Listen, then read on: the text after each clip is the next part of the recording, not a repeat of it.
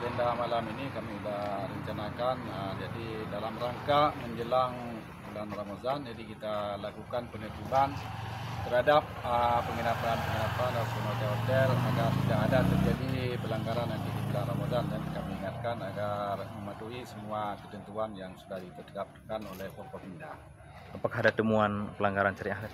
Untuk sementara malam ini tidak kita temukan pelanggaran melanggar dengan aturan syariah. Yang kita temukan pasangan-pasangan suami istri. Ada himbauan khusus untuk pemilik ataupun ini untuk losmen yang ada di Aceh Barat, Bang, seperti apa?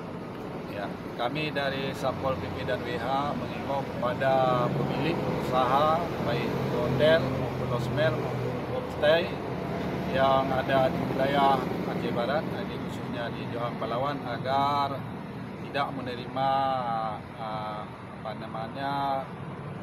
pasangan-pasangan yang non-muhrim di tempat penginapan baik menjelang Ramadan dan seterusnya, karena di Aceh diberlakukan dengan syariat Islam. Apakah kegiatan seperti ini akan terus dilakukan selama bulan Ramadan? Ya, kita memang agenda rutin, kita tetap kita lakukan. Nanti di bulan puasa juga ada di siang hari juga kita lakukan. Mungkin sesuai dengan kebutuhan malam hari juga akan kita lakukan kembali kalau memang ada laporan-laporan yang memang ada indikasi-indikasi yang melanggar tentang syariat Islam. Ada berapa penginapan yang dirazia malam ini? Kita razia malam ini kurang ada 5 penginapan.